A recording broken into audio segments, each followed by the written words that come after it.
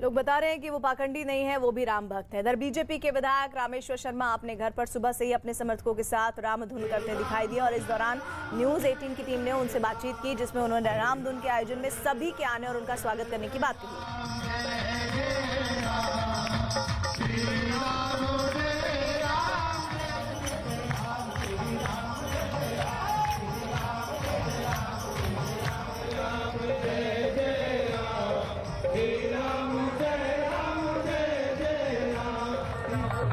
आप राम धुन क्यों कर रहे हैं?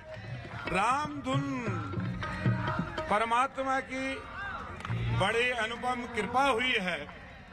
परमात्मा का जो लगातार विरोध करते रहे, जो भगवान श्री राम को, मर्यादा पुरुषोत्तम राम को, बापू के राम को काल्पनिक बताते रहे, कोर्ट में हलफनामा देते रहे, जो राम सेतु जो रामेश्वरम में है उसको तोड़वाने के लिए जिनने षड्यंत्र रच दिया, जिनने अयोध्या का राम मंदिर का विरोध कर दिया, बाबरी ढांचा तोड़ने पर छाती पीटने लगे, आज वो मेरे किसी भी कारण से मेरे द्वार पर आकर रामधुन करेंगे तो रामेश्वर शर्मा उनका पुष्प मालाओं से स्वागत करेगा। जय जय श्री राम। दिग्विजय सिंह के स्वागत में ये सब कुछ भैया, राम के भक्त के स्वागत में 70 साल जिस आदमी ने राम का विरोध किया हो, अगर वो राम के शरण में आ रहा है तो मेरा राम तो यही बता गया, मेरा राम तो यही कह गया, मेरा राम तो यही हमको उपदेश दे गया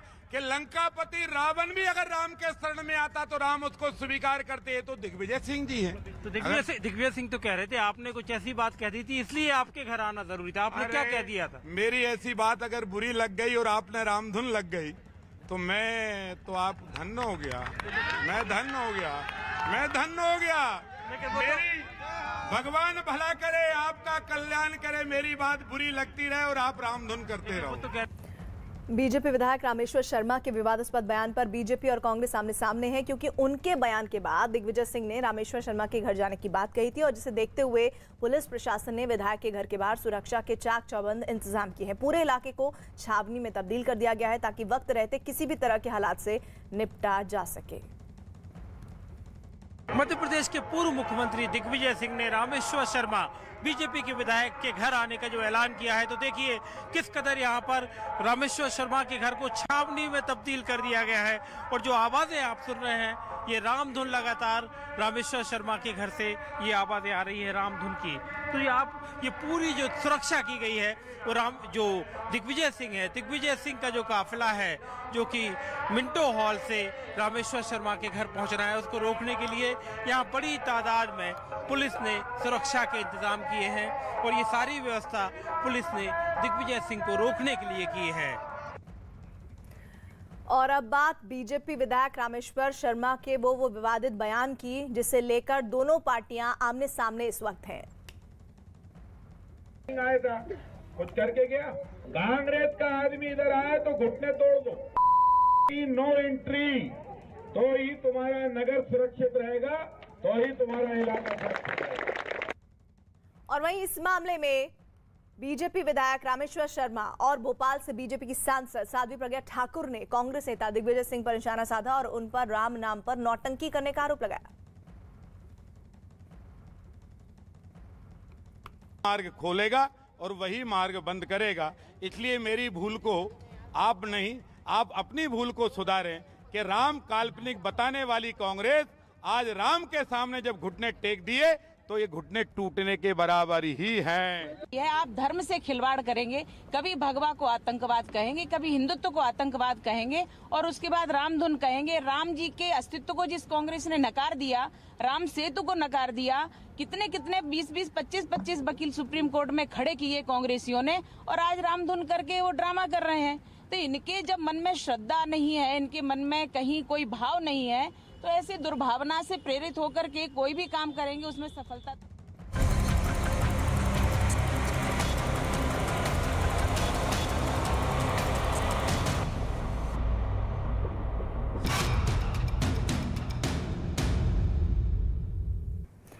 भारतीय नौसेना की ताकत और मजबूत होने वाली है। कल भारतीय नौसेना में INS वेला पनडुब्बी शामिल हो जाएगी। ये पनडुब्बी अत्याधुनिक हथियारों से लैस है। प्रोजेक्ट 75 के तहत मुंबई के मझगांव डॉक पर 6 कलवरी क्लास की पनडुब्बियां बन रही हैं, जिनमें 3 पनडुब्बियां पहले भी भारतीय नौसेना में शामिल हो चुकी हैं। आईएनएस वेला चौथी पनडुब्बी है जो भारतीय नौसेना में शामिल हो रही है। न्यूज 18 इंडिया आपको आईएनएस वेला की एक्सक्लूसिव तस्वीरें दिखा रहा है। आईएनएस वेला बहुत शक्तिशाली है और यह पनडुब्बी दुश्मनों के लिए काल साबित होगी।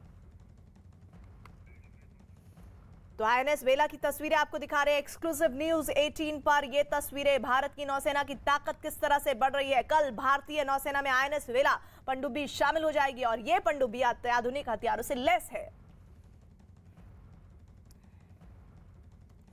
इस तरीके से वो ऑपरेट करते हैं। मैं एक बार फिर से बताना चाहूंगा कि किस ये जो 67 मीटर लंबी ये सबमरीन है और इसकी खासियत ये है कि जब ये पानी के अंदर होती है तो इसकी स्पीड तकरीबन 40 किलोमीटर प्रति घंटे से चलती है और पानी के ऊपर सतह पे होती है तो जो इसकी स्पीड होती है वो लगभग 18 किलोमीटर प्रति घंटे से चलती है और 50 दिनों तक, मैंने आपको बताया था कि 50 दिनों तक ये एक साथ बड़े ऑपरेशन पर जा सकती है और 12,000 किलोमीटर का जो लंबा सफर है ये एक साथ 50 किलोमीटर में ये तय कर सकती है।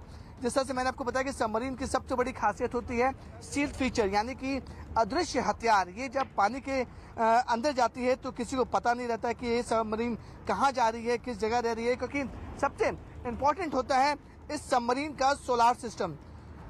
और सोनार सिस्टम के साथ साथ जो इसमें तकनीक बनाई गई है सोनार सिस्टम की, उसमें साफ तौर पे बताया जाता है कि इस सबमरीन को जो आईएनएस वेला है, आईएनएस वेला को जब ये ऑपरेशन में निकलती है तो उसे भाप पाना, यानी कि जो दुश्मन के सबमरीन होते हैं, दुश्मन के जहाज होते हैं, उसको भाप पाना, आईएनएस वेला को भाप पाना लगभग नामुमकिन है, क्योंकि उसमें इस तरीके का हाईटेक सोनार सिस्टम लगाया गया है। सोनार सिस्टम ये होता है कि जब पानी के अंदर कोई भी चीज़ आती है तो उसको डिटेक्ट करना और उससे बचना, इसे सोनार सिस्टम कहते हैं। लेकिन जो सिस्टम इसमें लगाया गया है वो भी काफ़ी ज़्यादा हाईटेक है।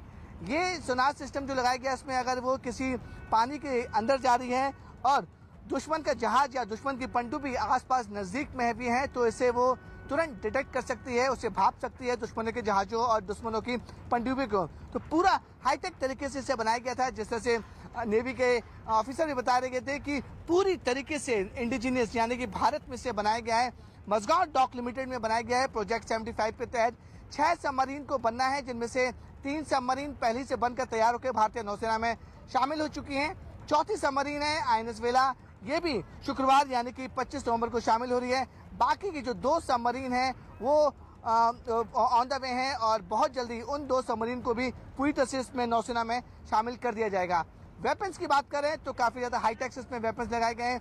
18 टॉर्पीडो ट्यूब्स हैं जिनमें एंटी मिसाइल भी उसमें लोड कर सकते हैं। साथ ही साथ जो माइंस हैं वो भी एक साथ समुद्र के जो अंदर में जाकर जो ऑपरेशन करेंगे वहाँ पर भी माइंस को बिछाया जा सकता है। तो पूरी तरीके से ये लैस है और एक साथ इस सबमरीन में 50 से ज़्यादा लोग ऑपरेशन के लिए जा सकते हैं, जिसमें 35 सेलर होंगे और 8 नेवी के अधिकारी होंगे और इस पूरी सबमरीन में वो 50 दिनों तक अंदर पानी के अंदर आराम से किसी बड़े ऑपरेशन को अंजाम दे सकते हैं। अपने कैमरामैन सुमन गोल को मैं फिर से बोलूँगा पूरी सबमरीन आपको फिर से दिखाए और जिस तरीके से हमने आपको बताया कि न्यूज़ 18 इंडिया की टीम इस सबमरीन पर मौजूद है। आईएनएस वेला इस सबमरीन का नाम है और जिस तरीके से जो ऑफिसर्स हैं वो अपनी पूरी तैयारी कर चुके हैं कि आईएनएस वेला में जब कमीशनिंग होंगी तो किस तरीके से 50 की जो टीम है वो यहाँ पर मौजूद रहेगी और शुक्रवार यानी 25 नवंबर को आईएनएस वेला जो स्कॉर्पियन क्लास और कलवरी क्लास की सबमरीन है वो भारतीय नौसेना में पूरी तरह से शामिल हो जाएगी।